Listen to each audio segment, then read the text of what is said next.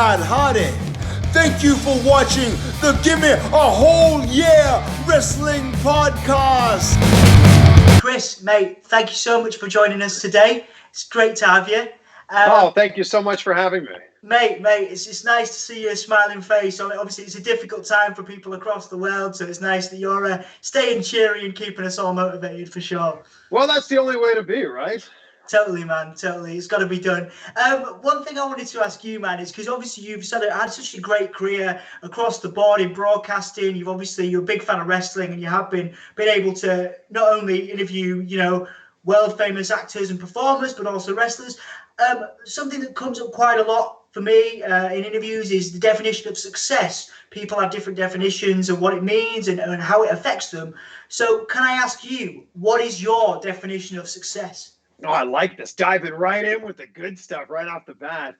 For me, my definition of success is being excited for what you're going to do that day and then being proud of what you've accomplished at the end of that day. And for me, this started off when I was in university. I woke up in my senior year of university, and school was so much fun. I had so much fun with my friends and drinking and having beers whenever you wanted. But then it hit me like a ton of bricks that one day when this all ended, when we graduated, there wasn't going to be an option of like, did you feel like going to class? Did you feel like going to work? You were just going to have to. Yes. So I had an epiphany in that moment that I wanted to have a job that I didn't hate. That was the bare minimum. I wanted a job I didn't hate. And if I could at least kind of enjoy my job, I would think that, it would be a successful venture. Absolutely. As an extension of that, then obviously, because we deal with a lot of people that might look up to you. For example, they look at you and you're a success. You've achieved all this stuff. You've interviewed, The Rock, and you've interviewed all these types of people. Dolph Ziggler. You've got a great connection with. Can you talk to me about the kind of the value that you place in those connections that you've been able to make? Obviously, now you're working with AEW as well. How important and valuable is creating connections in the industry we're in, and how have you kind of made the most of those? Well, I think connections are important just in life in general, and it's so interesting that the person that here might be able to connect you to someone over here, and someone you met 5 years ago might be able to tie this in. And you bring up Dolph Ziggler, and that's a great example.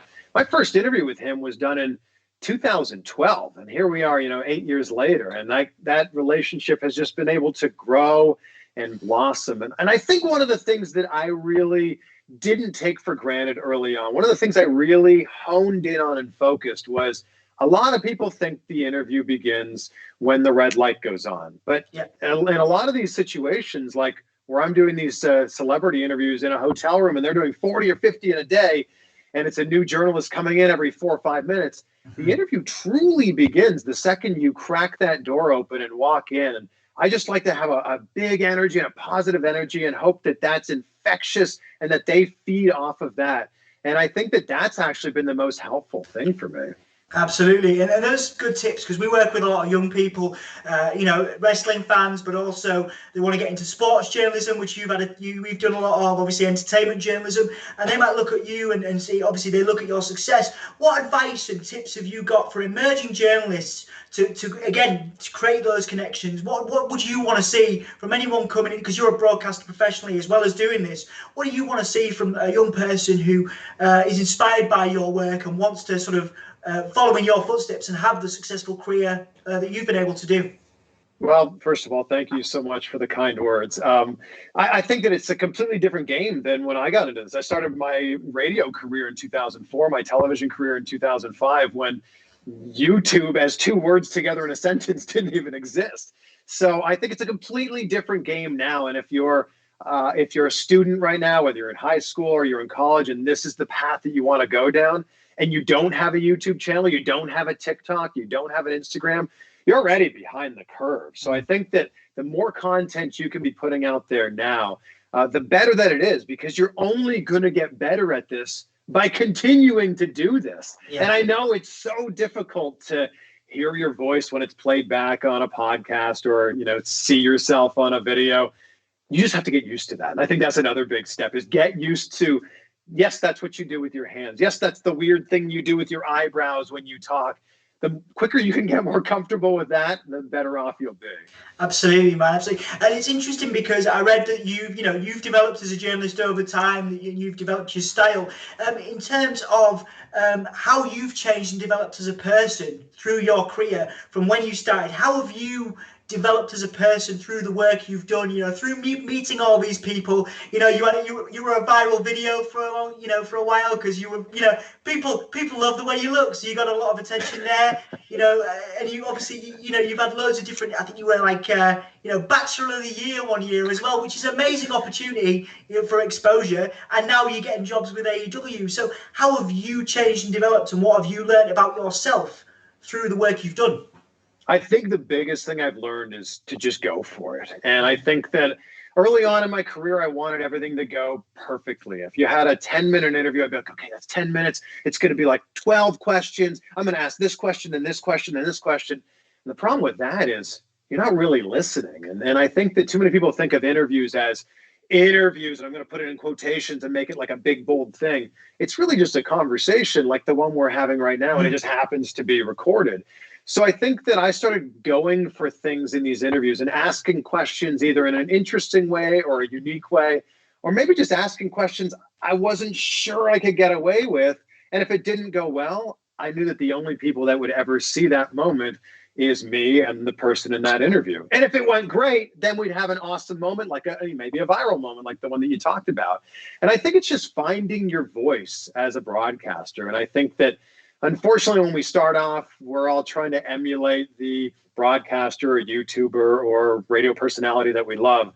And it does take a while. It takes years to hone in of like, okay, this is what I look like. This is what I sound like. And I'm going to run with this. Absolutely, man. It's definitely a journey, and that's, it's really interesting. I think going back to what I was saying before and what we were talking about, a lot of young people get caught up in, so Chris is there, so I've got to do this to be here, and I've got to push myself. Oh, if Chris is there, I'm never going to be there. And I wanted to know, obviously, you always look very happy, you always look very motivated, but what is it that motivates you on those days where you're feeling a little bit down, you're feeling a little bit demotivated, maybe in quarantine you've had a couple of days where you've not necessarily felt great? What is it that motivates you outside of work, that keeps you going, that keeps you motivated? It's the choice that you make every single day. Like, what's positive is always available, and so is what's negative. And it's really a choice. And I heard this great phrase recently where life is the C between the B and the D. So B being birth, D being death, and C in the middle being the choice. And life's just all about the choices that you make every single day. And sure, we all deal with, tough things every day, but it's how you deal with them that defines who you are. And I think for me, I just kind of wake up and go, I get to do this for a living. Like, I get to be on TV or the radio or have a YouTube channel and talk to some people who I have the utmost respect for. And I get to do this for work. Like, how could I possibly be upset about this? Yeah, man, it's amazing. You've done very well, and it's awesome. As an extension of that, what obviously I know you've had a history with bass fishing and stuff, and you've got a lot of different hobbies. Tell me about some of the things that you do to relax. Right now, are you going for runs? What are you doing to kind of keep yourself entertained and motivated outside of your work, obviously? Well, I'm not a coffee drinker, so the gym has always been like my thing. I wake up, boom, I'm in the gym. That's obviously not possible right now. So yeah, I'm going for runs. I'm doing these at-home workouts, to the best of my abilities, although I don't feel like they're as good as going to the gym. And you mentioned it. Yeah, I own a bass fishing company called Woo Tungsten. That's how you're supposed to pronounce it. Yeah. Nice. You can't just call it Woo Tungsten. It's Woo Tungsten. So I'm a huge bass fishing fan, and something I'm very passionate about. So to be able to kind of meld together my passion for fishing and my passion for entrepreneurship, it's been really cool to put that together. Absolutely, man. Absolutely. And what are you planning to do after lockdown? Obviously, you've been sort of collared to do a video game as well. You're going to be doing some video game stuff, which is fantastic. What have you been asked to do, and what can you tell me, I guess, that you're going to be doing outside of your commitments with broadcasting AEW as well post-lockdown? Well, the video game is super exciting. It's being produced by a company called Virtual Basement. They've asked me to come on as the ring announcer, and it's so cool and so awesome. So That's going to take a while, though, as any video game would. I think that that's like a year away. But right on the horizon for me is I'm moving to Los Angeles, actually. I'm doubling down, tripling down on what it is that I believe in myself. I'm betting on myself here, and that's where the opportunities are in TV hosting. And I've also been doing some acting. I've been in a few commercials recently. I was just in the new Russo brothers film, standing in the background next to Tom Holland. Hey, man. I'm in the Russo brothers' first film after the Avengers, so which is really exciting. So I was supposed to move to Los Angeles in March. Obviously, everything happened with the quarantine and the lockdown. So the plan is now June? Question mark. So we'll see how that goes. Okay, man. Well, I'm very excited for you. And one thing I wanted to talk to you about, because obviously people talk to you about your favorite interviews and the best things you've done, but people don't often talk about one of the difficulties in journalism where I wanted to ask you about some of the challenges that you face, because people look at you and they go, "Oh, Chris has done this and he's done this and whatever," and that's great. But what about the challenges you faced? Have you ever been caught out? There's obviously like interviews you've done with Orange Cassidy and stuff, but you make that look fantastic. You've had a difficult time with MJF, but again, you made that look cool. So have you ever been caught out actually where you had to think on the fly? Because people don't often talk about that, but have you ever had to think on the fly and really kind of by the seat of your pants as a broadcaster? And tell me a little bit about some of those experiences. Oh, I mean, I feel like broadcasting by definition is just like thinking by the seat of your pants and trying to figure it out as you go. I had a moment on live TV where we were just starting a new technology and I was reporting and I couldn't really hear my earpiece. And they threw to me on live TV like, "Chris Van Vliet has the latest." And I didn't hear it. I thought I heard it. I didn't really. So I was like, what? Huh? And then I was so embarrassed that I just picked up and walked off the screen. I'm like, I don't want to be standing there on camera going, huh. So that was one of those moments that you kind of just learn from. And I think after that moment, I learned in live television, if you're not ready, don't be standing in front of the camera, because at any point they could just flick a switch and you're on TV. So I think it's just learning from those mistakes and hoping that they don't happen again. Absolutely, man. Absolutely. Like I say, I think that's really important to get across, because again, people do look at the YouTube channel, they look at your success personally, and they probably feel like you never make mistakes, but everybody does. And that's something I try and get across, is that, people have to learn. You're still learning now, right? Oh my God. I just uploaded this interview with Zach Ryder this morning.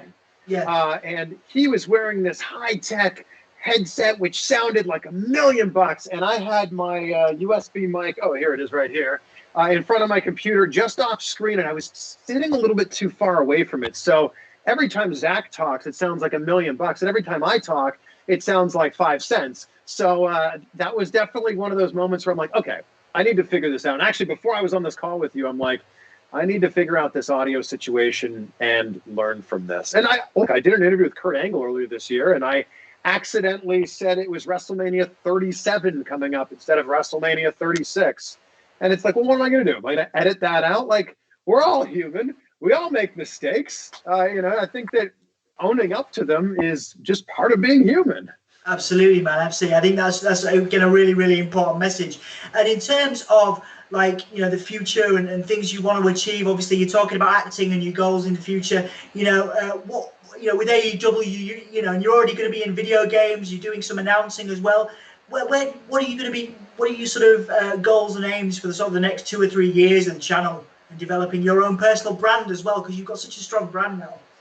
Oh, well, thank you. I always say that vague goals give vague results. So I think it's important to set out those specific goals and give yourself a timeline so you know where you are on pace to hitting them. So, goal number 1 is moving to Los Angeles and, starting to lay the foundation there and start to do some bigger things. I actually wrote down that I wanted to be cast in a feature film in 2020. Amazing. That was before the lockdown happened. I don't know if feature films are going to be filmed this year, so I might need to adjust the timeline on that one. But I think the question I ask myself in every situation now is, how can I do and be more in this situation, in every situation, not just in my career, but just in personal relationships that I have. I just want to be able to bring as much value as I can to those moments. So that's the specific thing that I'm really honing in on. And as much as I love wrestling and it's something I've been passionate about, and I love that it connects people like you and I, but I just want that to be one arm, one tentacle of the octopus of opportunities, if you will. I want TV hosting to be on there, and I want my YouTube channel to be a thing, and I want acting to be a thing, and I just want to continue to grow and kind of continue on from there. I just applied for a TED Talk, so I'm hoping that I get an audition there. Yeah, and I just want to be able to do and be more, like I said. Yeah. What about you? So talk about your TED. Like, obviously, it's just an idea, but what kind of things would you like to? Because TED Talk's like a dream for so many people, man. Like, what would you want to talk about? Your broadcasting? Like, what would you want to talk about in that? Well, let me just say it's a TEDx talk. Okay, it's still right. Amazing. Still amazing. Yeah. Mate. Yeah. Yeah. So my idea is the idea of betting on yourself. And, I obviously took a massive risk in my career. And for those that don't know my story, and I'm assuming that's most people that are watching or listening to this right now, I left my 15-year television broadcasting career to basically bet on myself and put my talents into my YouTube channel and my podcast. And I kind of realized that broadcasting had changed so much that broadcasting very much is broad. It's taking a wad of spaghetti and throwing it on a wall and hoping a few pieces stick. The world we live in now is very much narrow casting. It's niche casting. You can go into YouTube or a podcast and find the exact topic of something that you're interested in, which is the exact opposite of how things work on television. So my whole story is betting on yourself, which is not trusting your gut. It's knowing what you're great at and putting all the chips in on that thing and following through on that and being consistent on that. Absolutely, man. Absolutely. It's an exciting time for you for sure. Obviously, just wanted to ask you a couple of wrestling related questions as well. Sure. I read you were a backyard wrestler when you were younger, and you had a character. Was it Chris Sharp? And yes. I wanted to ask you, obviously, since you got a passion for wrestling, and since you're now working with AEW, and hopefully you won't be taking any actual bumps, in the ring, but what would your dream feud be if you could feud with anybody? You've obviously met Chris Jericho and Cody and The Rock and all these people, but it might not be one of those. Like, who would you face if you could have a dream feud, and what would the scenario be leading up to that? I love that you did your research to know my backyard wrestling name. Thank you. I wanted to be a pro wrestler. It was backyard, and then I trained for a little bit, and if I could have a dream feud with anybody, it would have to be with my favorite wrestler of all time, the most charismatic superstar ever, The Rock. I mean, because you know that the build-up's going to be incredible because he's The Rock, and then the match is going to be incredibly entertaining because, once again, he's The Rock. So if I could choose anybody, it's got to be him. He's also the nicest man ever. Yeah, have you interviewed him like 9 times or something now? Like... Yeah. Not that I'm counting or anything, but I've interviewed him 9 times. He's such a nice guy, and he goes out of his way to really make the moment special for you. Yeah. I mean, that's an interesting question to sort of finish on. Is what is sort of 2 strands is, what's the best piece of advice you've received? Because obviously, I think you were sort of handpicked for the AEW job based on your YouTube. You obviously had years in broadcasting, interviewing all these mega individuals, and obviously you get so much attention yourself. So what's the sort of best piece of advice that you've ever received from anybody? To be fair, it could be The Rock, it could be Chris Jericho, it could be Cody, it could be someone you've met across your career. What's the best piece of advice you've ever received personally? I think the one thing that really stands out for me is from the interview I did with John Cena last year at WrestleMania, and he just said, "Control the controllable." And I think there's such a big takeaway from that, because in our life, we sometimes focus so often on the things that we have zero control over, and we allow our emotions to run out of control over something that we had no control over. And in every situation, what we do have control over is our own reaction to everything. And I think that was a really big piece of advice. And, since we mentioned The Rock, he gave me a great piece of advice too. I asked him about, it was his dream growing up to play in the NFL, and obviously that didn't work out for me. Didn't even make it in the CFL. And You know, that's obviously much lower than the NFL. And he said, sometimes in life things don't happen, and when they don't, they can be the best things that never happened. And it's so that's another piece of great advice, that like, you think you're supposed to be on this path, and then it, you know, pivots off to the right and takes you somewhere else, and that could end up being a much better path for you. Absolutely. That, you know what, that is a really good bit of advice. And just to finish our final question, you know, going back to one of my earlier ones with regards to advising other people, you know, not necessarily in broadcasting, but you know, in terms of a piece of advice you could give somebody who again looks up to you and looks up to your, you know, what you've achieved, but also perhaps. Again, I work with a lot of people with mental health issues, people that struggle with their own self-image, but they really want to achieve. They want to be YouTubers. That's a big thing with young people now, is of course they want to be YouTubers, they want to achieve, and they want to grow. Maybe they want to be wrestlers, you know, they want to be performers. What you know, think back to maybe a piece of advice you've received again, but also, you know, what would be the piece of advice you would give to somebody who is motivated by you, and your channel and your influence, and your character as well, because you're a lovely dude. You know what I mean? You make people very happy with your work. So, what kind of what would be the sort of a couple of tips and pieces of advice for them? I would say that if somebody out there is doing the thing that you want to do, that just means that you can also do it. So I would say find the person that's doing the thing you want to do and reverse engineer from where they are back to the point where you are right now. And we live in a world now where literally anything is possible. Like, if you want to learn how to do anything, just type a few words into YouTube and all of a sudden you've got a video telling you how you can do it. Yeah. And I think that that's the biggest thing that we need to take advantage of now, is the amount of incredible opportunities that are out there to really do and be anything that you want. Absolutely, man. Well, Chris, thank you so much for your time today. I hope I run into you down the road as well, man. I really appreciate it. It's good motivation for me, and thank you very much. I'm going to see you again really soon. Oh, yeah, thank you so much. This was a great interview, and yeah, I look forward to seeing you next time I'm over there. Absolutely, man. We'll make a plan for sure. Awesome, man. Take it easy, yeah? Cheers. You too. Be well. Thank you. Take care, man. Hi guys, that was our interview with Chris Van Vliet.